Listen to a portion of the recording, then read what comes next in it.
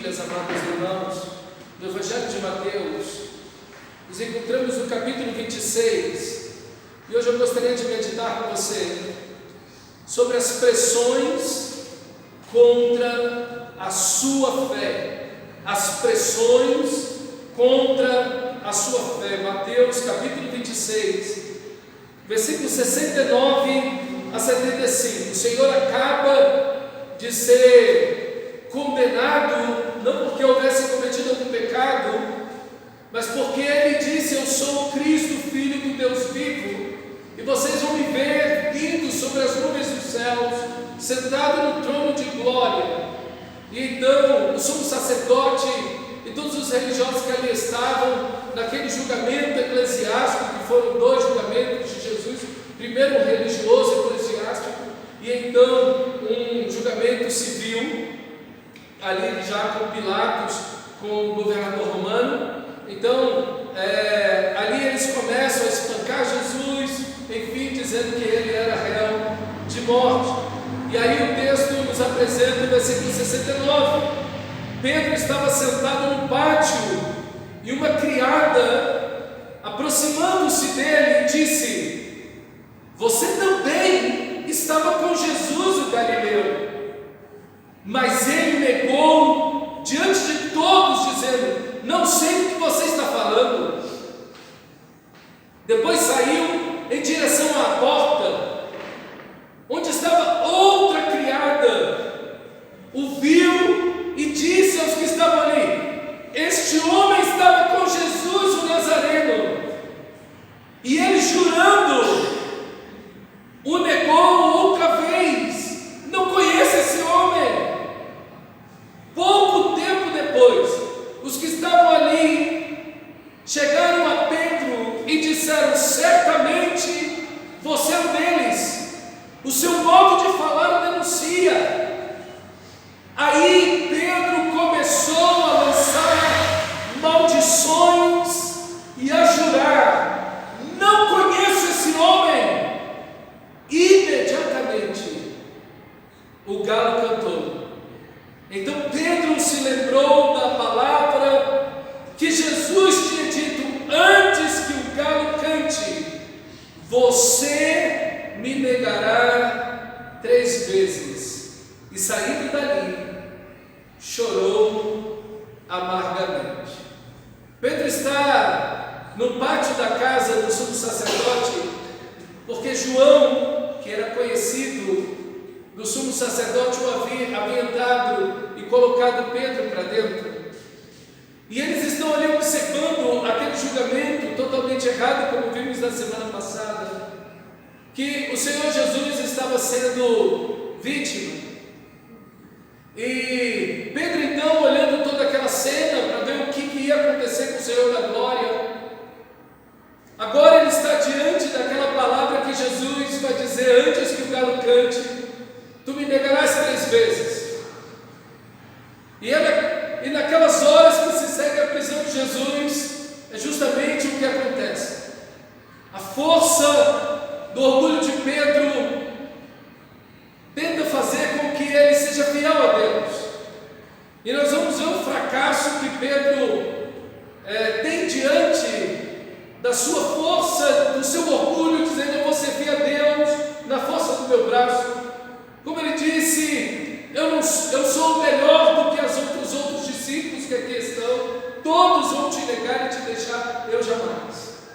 E aquilo que nós temos é a face do orgulho na vida de Pedro, esse orgulho espiritual que acredita que pode servir a Deus sem orar, porque Pedro, quando deveria estar orando, estava dormindo. Aquele que acha que pode servir a Deus acima da palavra de Deus, porque Jesus disse: eu ferirei o pastor, citando Zacarias, e as ovelhas serão dispersas. E Pedro então disse: não, está errado esse texto, isso não vai acontecer comigo não, eu estou acima desse texto bíblico, eu estou acima da profecia, eu estou acima da palavra de Deus. Então esse orgulho espiritual de Pedro, que confronta Jesus: meu Deus, depois de tudo que Jesus fez, de todos os milagres, de todos os ensinamentos, de tudo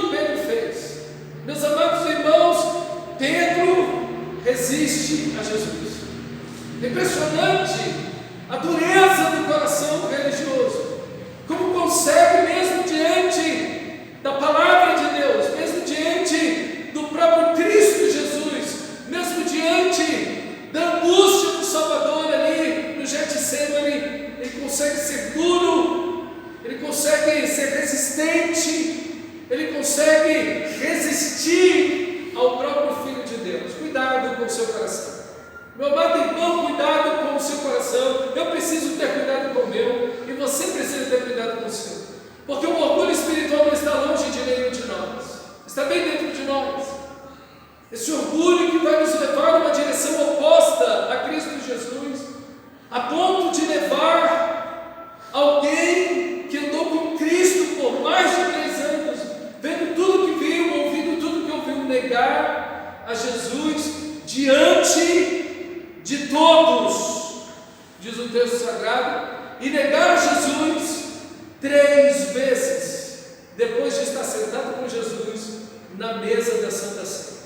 Que risco para mim e para você! Como esse texto para mim e para você é um alerta, como ele deve colocar em nossos corações um temor santo diante de Deus, e colocar em nós aquele temor que vai nos fazer olhar para dentro de nós mesmos e dizer: Deus, tem misericórdia de mim, o pecador.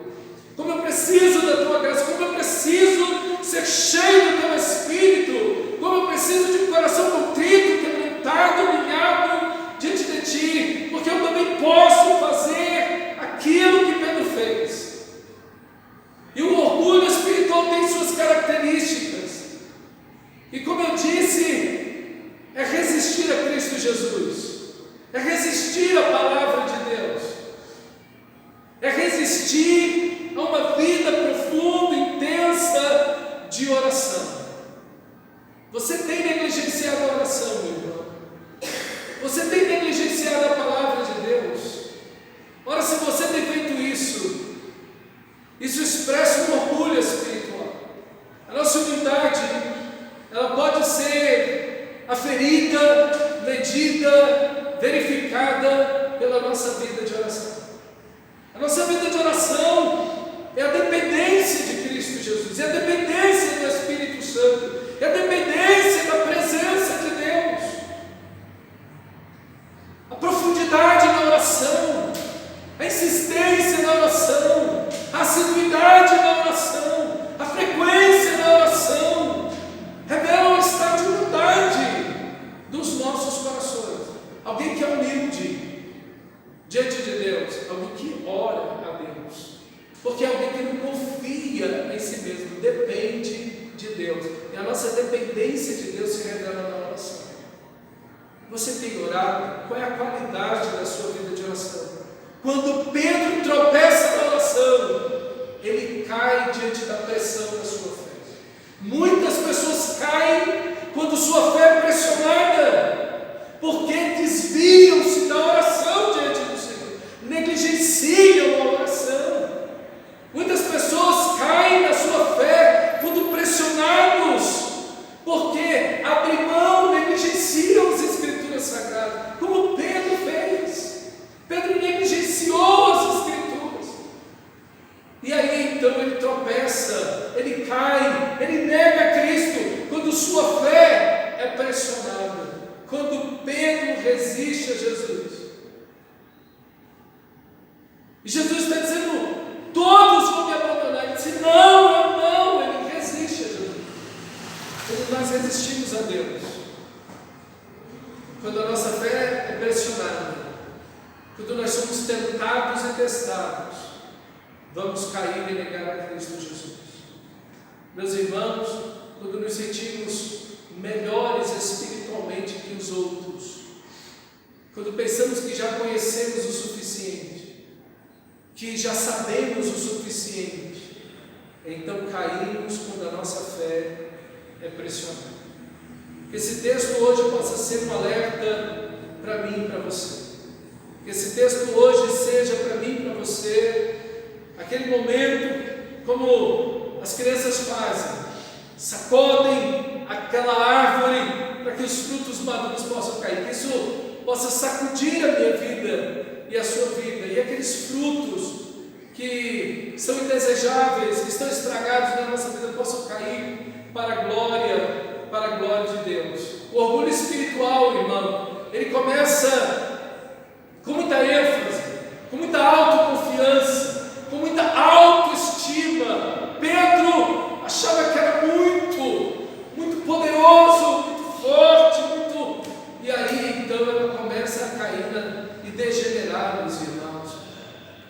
Pedro acha que é muito forte, inteligente, que vai conseguir, que vai fazer. Então Pedro parte aí para o estado da força bruta, quando ele, lá no Getsemane, corta a orelha do sumo sacerdote de Malco, e ele parte para a violência, e é isso que esse orgulho espiritual vai fazer. Ele vai achar que é pela força.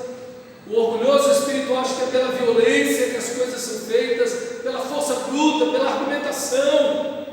Então é aí que ele acha que vai ganhar a situação, mas no final foge, e aí então fica acuado e covardemente nega a Cristo Jesus. Todo orgulho espiritual, ele é degenerativo e torna você mais duro, mais incrédulo e mais covarde.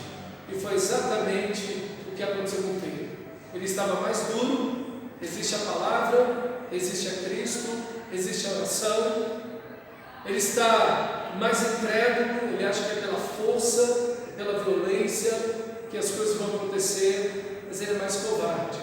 Uma garota consegue botar ele para morrer, uma menina consegue botar ele para fugir e negar a sua fé em Cristo Jesus. Que desafio para mim e para você. E Pedro então é pressionado nesse momento, a pressão chega, e então uma menina chega para Pedro, uma criada, quando ele está ali esperando o que vai acontecer com o Senhor da glória.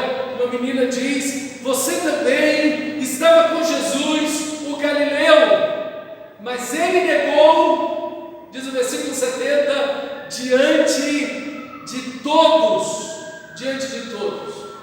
A pressão espiritual, a pressão sobre a sua fé está justamente aqui. Você também estava com Jesus. Você é um cristão verdadeiro, você estava com Jesus, o Galileu. É você aquele que anda com Cristo Jesus. Você é um cristão verdadeiro, é um cristão de verdade. Então a pressão vem sobre a veracidade, a firmeza da sua fé, meu amado irmão. É aí onde encontram-se as pressões espirituais, aí onde se encontra o dardo inflamado do maligno contra o cristão, sobre a veracidade, a força, a tenacidade da sua fé. E Pedro, que negligenciou a palavra, a oração, que resistiu a Cristo, vai negar diante de todos. Ele não falou só para a menina, olha, chamando ela no canto e disse: olha, não me pergunte sobre isso. Não, ele negou diante de todos. Ele diz: não sei do que você está falando.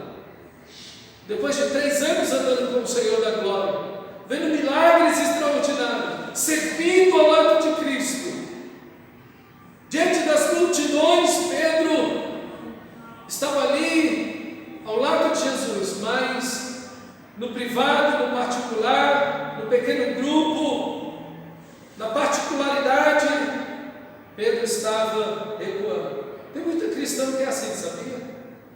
No meio da multidão, quando tem muita gente, diz: não, eu sou crente, eu sou firme em Cristo Jesus. Mas quando entra em questões privadas, um grupo pequeno, às vezes dentro de casa, no trabalho, nega para todos uma fé verdadeira, que estava com Jesus. Então ele fracassa naquele pequeno grupo, diante das multidões. Por 3 anos estava ali falando de Cristo Jesus. É muito fácil, meu amado irmão, quando nós estamos em um grande grupo e dizer que somos cristãos, porque tem outros ali ao nosso redor, ao nosso lado, ou num grande evento, ou num grande momento, onde queremos tirar foto com o pregador, ou queremos tirar foto com o cantor, ou quando todo mundo está ali. Então aquilo parece muito interessante, legal. Então a gente, não, talvez sou cristão, porque e tal, não sei o quê. Mas no dia a dia é que a nossa fé é provada. No dia a dia, no seu trabalho, na sua casa, são nos seus negócios, são nas decisões pequenas e grandes que as pressões vêm sobre a sua fé, sobre a fé de todo cristão. José foi pressionado quando a esposa de Potifar, ele estava sozinho com aquela mulher dentro de casa e não tinha ninguém com ele. Foi ali, naquela questão privada, que ele foi, sua fé foi pressionada profundamente. É aqui uma situação onde tem um pequeno grupo, uma garota se apresenta e diz: você estava com Jesus, o Galileu. E aí então Pedro nega diante de tudo. E você possa afirmar que é um cristão verdadeiro na multidão e sozinho, no grupo grande ou pequeno. Que você diga, viva e seja visto que você é um cristão verdadeiro. O versículo 72 diz, ele jurando, que novamente é questionado no versículo 71, e ele jurando, agora veja, há uma intensificação, ele não apenas diz, eu não sei desse assunto, como diz o versículo 70, agora ele diz, e ele jurando negou outra vez, não conheço esse homem. Primeiro ele diz, eu não sei desse assunto, eu não sei do que você está falando. Agora não, ele jurando negou, não conheço esse homem. Veja que é uma progressão no erro, há uma progressão no pecado. Ele primeiro diz que não sabe do que a menina está falando, agora uma outra criada, porque ele tenta ir embora da situação, ele está ali naquele pátio, então ele é questionado por essa primeira criada, pressionado, ele diz, eu não sei do que você está falando, e ele vai em direção à porta, diz o texto sagrado, ele quer sair dali, mas quando ele chega para perto da porta, tem outra criada lá, e ele diz, você também é um dos discípulos de Jesus, o Nazareno. E aí ele jurando, diz, não, eu não conheço esse homem, e ele vê que não pode sair, ninguém deixa ele sair, ele fica ali dentro. E aí então, ele infelizmente nega Cristo Jesus. O versículo 73 diz, pouco tempo depois, os que estavam ali, ele não consegue sair, chegaram a Pedro e disseram, certamente você é um deles, o seu modo de falar o denuncia. Aí ele começou a lançar maldições e a jurar. Veja, primeiro ele diz, eu não sei do que você está falando. Depois ele diz, jurando, não conheça Jesus. Agora ele amaldiçoa. Ele começa a praguejar, a amaldiçoar e a jurar, não conheço esse homem. Meus irmãos, que queda. Olha o perigo de negar, de negligenciar a oração, de se humilhar diante do Senhor. O perigo de você negligenciar as Escrituras Sagradas e resistir à voz do Espírito Santo que tem falado com você domingo a domingo, quinta-feira a quinta-feira, em cada devocional que você faz. O Espírito Santo de Deus está lá falando com você. E se você resistir à voz do Senhor, irmão, é questão de oportunidade e tempo negar a Cristo Jesus. E tomar um tombo tão feio como esse, amaldiçoando Jesus Cristo, xingando, amaldiçoando e jurando, eu não conheço a Jesus. Talvez você não faça como Pedro, que diga isso com as palavras, mas a atitude de fazer isso, um pecado, uma queda, um desvio, um caminho, atitudes recorrentes que vão dizendo para todo mundo que está perto de você, é assim que você diz que é um cristão verdadeiro?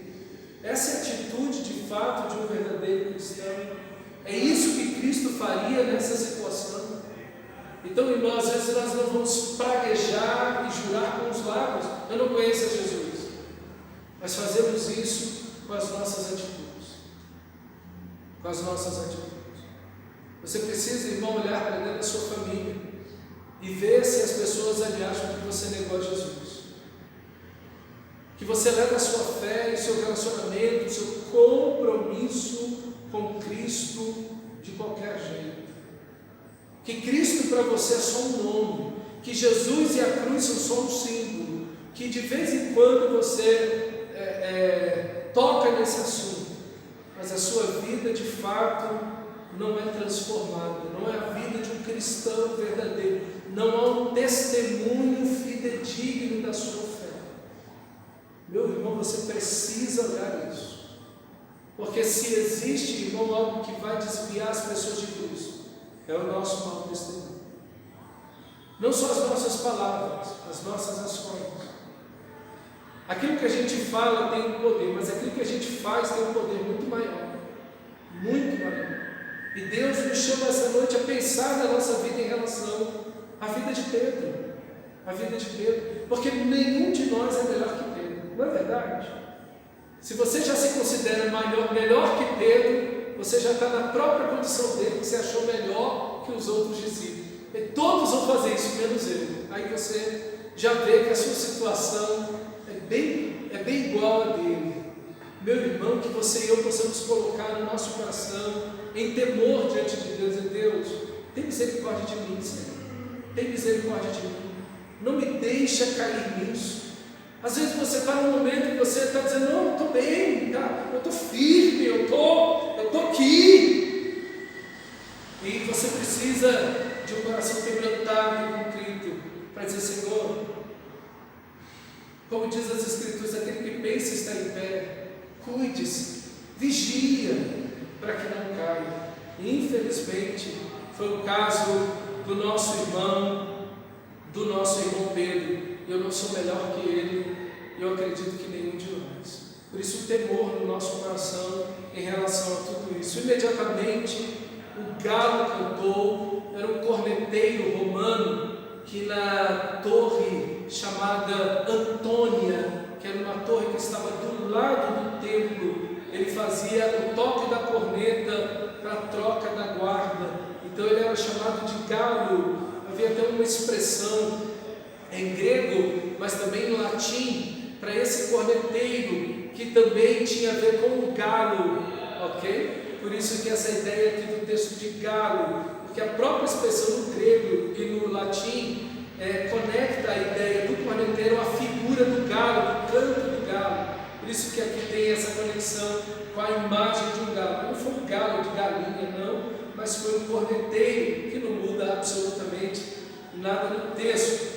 Mas então o corneteiro toca e Pedro lembra, e ele realmente havia negado, como Jesus disse a ele 3 vezes. E ali então, imediatamente o galo cantou, versículo 75. Então Pedro se lembrou da palavra que Jesus tinha dito: antes que o galo cante, você me negará 3 vezes. E saindo dali, chorou amargamente. Quais as pressões que os cristãos verdadeiros sofrem em nossos dias?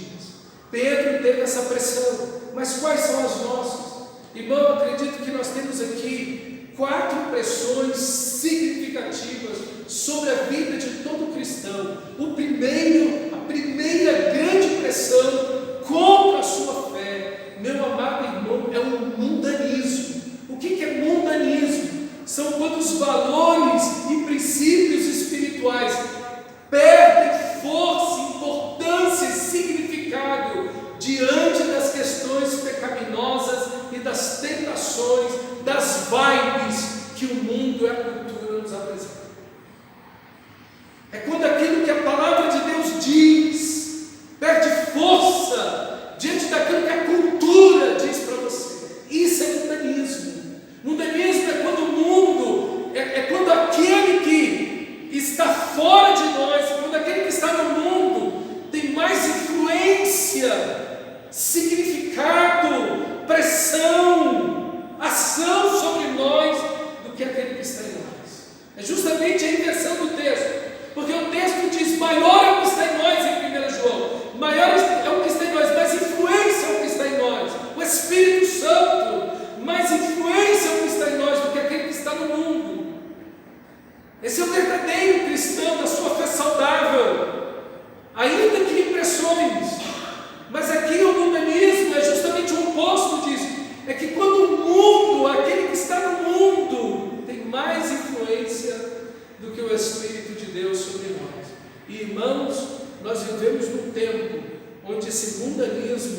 tem tomado as frentes da igreja evangélica brasileira de uma forma assim terrível.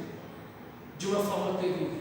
Nós temos visto essa questão do divórcio entrar na igreja de uma forma terrível, terrível. Os cristãos se divorciando, os cristãos ficam assustados. Um casal de alunos nossos da faculdade, gente assim que a gente tem muito amor, consideração, e aí, a última vez que os vimos e ouvimos deles, estavam lá e tal, casamento firme, e eram pastores de uma igreja local, enfim, gente séria, a gente estava brincando com a fé não, gente séria, e daí, anos depois, a gente tem até medo de perguntar, né?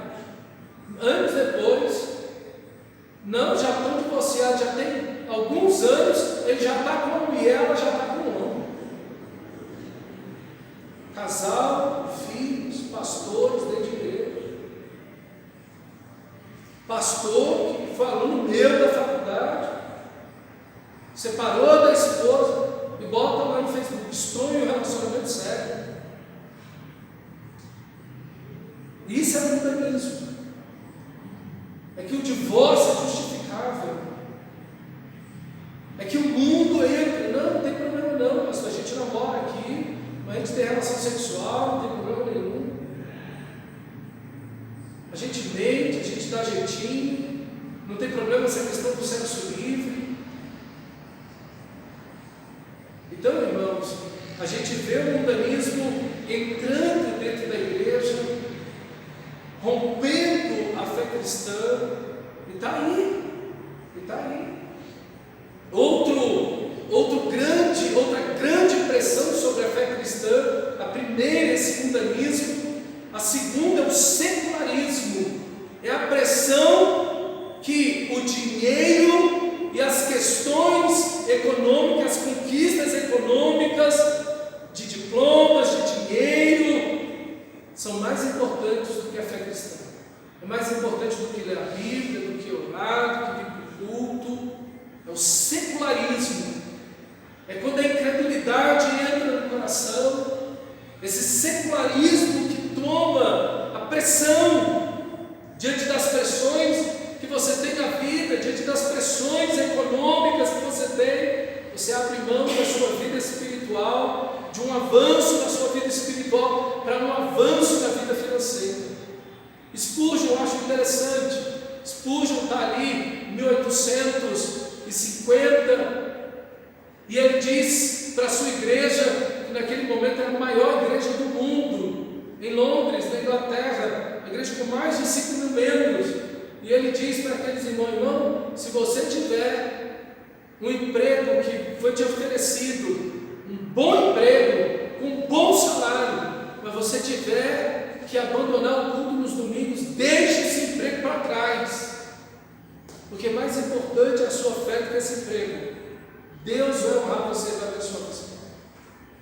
Ele estava nesse caso, nessa época. Hoje nós vemos os crentes no secularismo, eles abrem mão, mesmo sem problema algum, de uma fé cristã por dinheiro, por diplomas. O secularismo faz pressão sobre a sua fé. Como você está respondendo? Como você responde ao mundanismo? Como você responde ao secularismo? Como você tem respondido a essas pressões? Está negando a Cristo? Ou está dizendo: não, eu sou deles? Como diz o contínuo hino, um dos tais. Eu também posso dizer: sou dos tais. Dizer: eu sou de Cristo, eu vivo por Cristo, para Cristo, Ele é mais importante para mim que qualquer coisa nessa vida. Eu amo a palavra de Deus, como disse Davi, eu amo a palavra de Deus mais do que ouro, mais do que muito ouro refinado. Cristo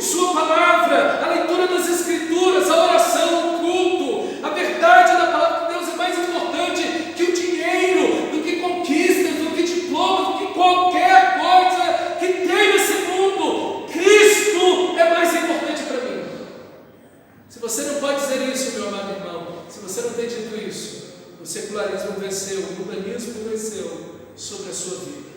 Não tem jeito. A única maneira de você responder às pressões, porque elas não vêm assim, dando tapinha nas costas. A menina me chegou no papel e disse: oi, boa noite, tudo bem? Eu acho, me corrija se eu estiver enganada, me parece que você conhece Jesus, esse Galileu aí. É isso mesmo? É assim que ela falou? Irmãos, as pressões vêm metendo o pé na porta, vem com tudo. O mundanismo sutilmente vem sobre a sua vida, mas ele vem com tudo. Ele vem para deixar Cristo no último lugar da sua vida, ou em terceiro lugar da sua vida. O secularismo vem para tirar Cristo do centro da sua vida e deixá-lo como segundo, ou terceiro, ou último, e colocar a sua vida, seu entretenimento, sua diversão, seu descanso, ou qualquer outra coisa na sua existência como primeiro lugar. Isso é mundanismo, isso é secularismo. E ele vem com o pé na porta. Ele não vem batendo nem pedindo licença. Ele vem com tudo. Ele vem com tudo. E como você está respondendo? Só tem um jeito. Você tem que responder níveis mais altos e dizer: eu sou de Cristo e acabou. Eu pertenço a Cristo e acabou. Ninguém vai me mover da minha fé. Eu não negocio a minha fé com nada nem com ninguém. Cristo está na frente de tudo na minha vida. Jesus diz em Lucas 14: se você não ama mais a mim do que seu pai, sua mãe, sua esposa, seu esposo, seus filhos, tudo que você tem, e acima de você mesmo, você não pode ser meu discípulo.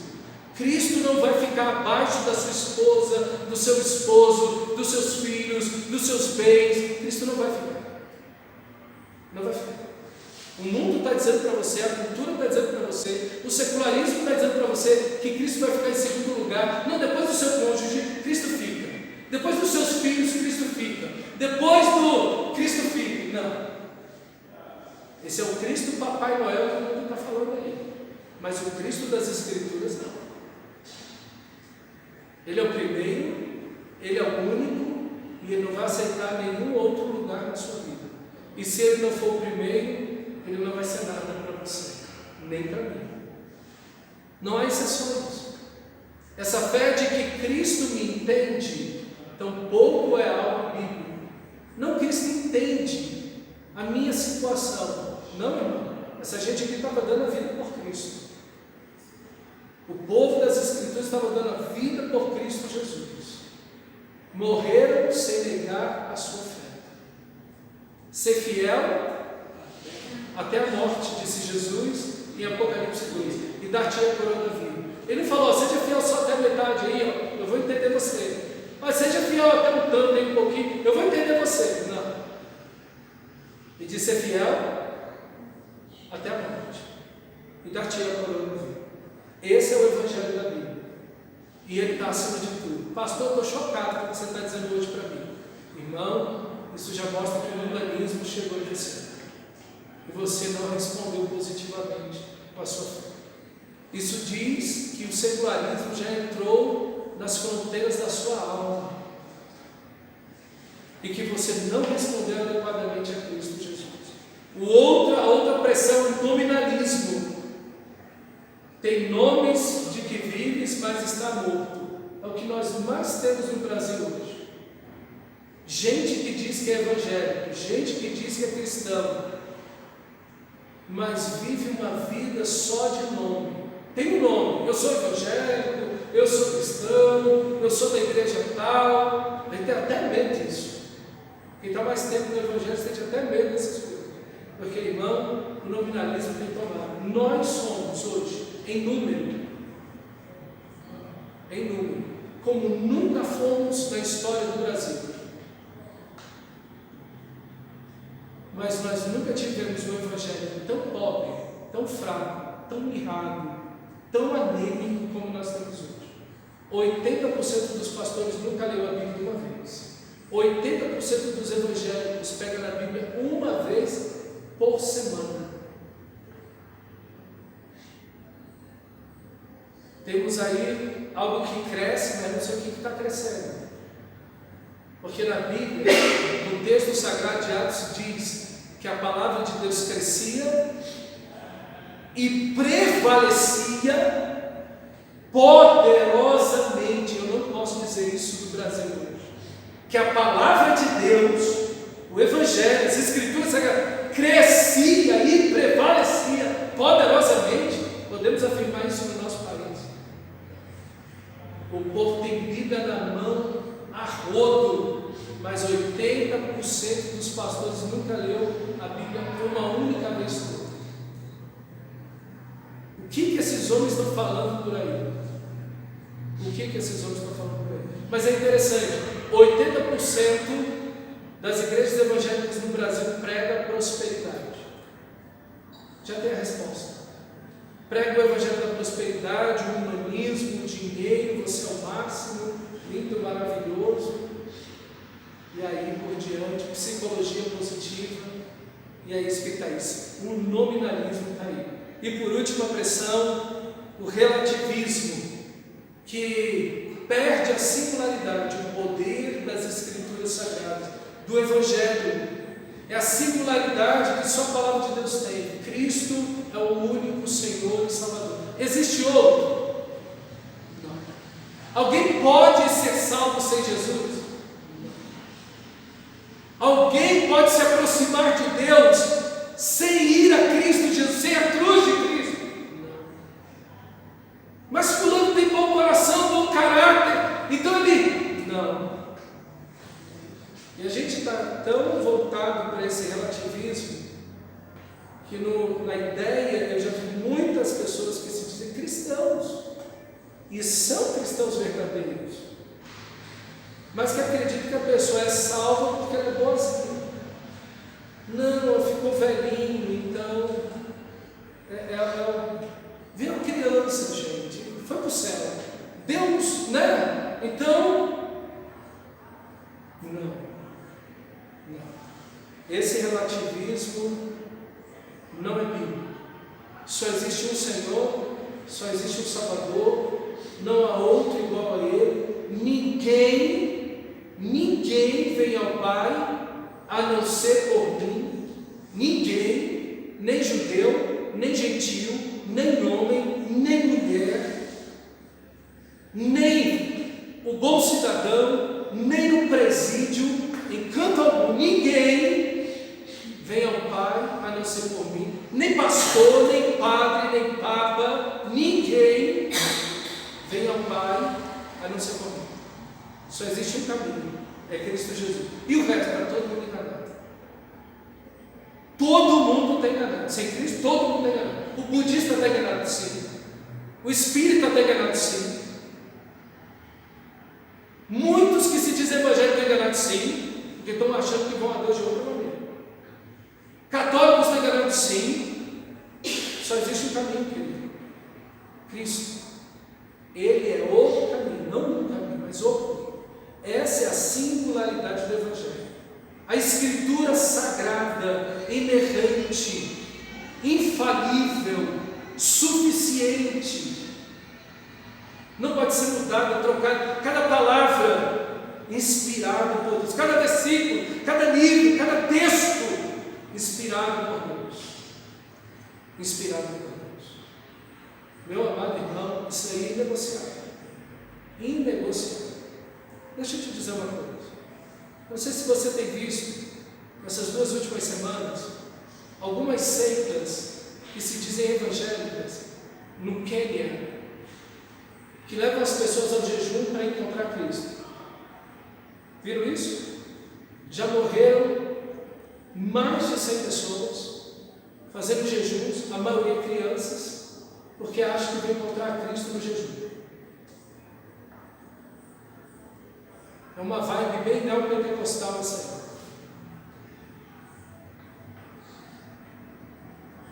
aí. Eles estão encontrando com Jesus. É óbvio, meus irmãos, diabo é astuto. O diabo é astuto. Ele não vai trazer uma mentira aberta para você. É sempre um engano. E o engano é a mistura da mentira com a verdade. É sempre uma mistura. Então cuidado. Cuidado. Nós temos que ter muito cuidado, porque esse relativismo em relação ao culto, relativismo em relação à santidade, à comunhão do corpo de Cristo, você não pode ser um cristão verdadeiro se você não está presente nos cultos. Por quê? Porque não há fé bíblica isolada. A fé bíblica ela se desenvolve na comunhão do corpo de Cristo. Acho interessante Spurgeon. Ele disse o seguinte, que existem algumas pessoas que antes do batismo se mostram fervorosas no culto, na oração, na palavra, mas depois que são batizados, relaxam nisso. Ele diz, sabe, eu acho que essas pessoas não mereciam ser batizadas. E é verdade, porque se elas relaxam depois que são batizadas, antes de serem batizadas, estavam lá fervorosas, indo no culto e tal, não sei o quê. E agora, depois que se batizaram, fazem isso. E você vê, Spurgeon está falando de 1850. Isso não é uma coisa da nossa época. Agravou-se hoje, mas é uma coisa que sempre existiu. A grande questão é como você está respondendo às pressões da sua fé. Como as pressões estão vindo sobre você, como você está respondendo a isso, meu amigo. Se você relativizar as Escrituras, o Evangelho, a singularidade de Cristo Jesus, da santidade, do culto, da comunhão, você vai negar a Cristo. E o texto finaliza com algo terrível. O fim é chorar amargamente, como diz o nosso texto. Então Pedro se lembrou das palavras que Jesus havia dito: antes que o galo cante, você me negará 3 vezes. E saindo dali, chorou amargamente. E então é o que resta. Essa palavra amargamente quer dizer uma espada que atravessa a alma. O que deu tanto prazer e satisfação para Pedro, o seu orgulho, achar que era melhor que os outros, resistir a Cristo, a palavra, negligenciar a oração, usar da força, aquilo que trouxe tanta satisfação ao coração de Pedro.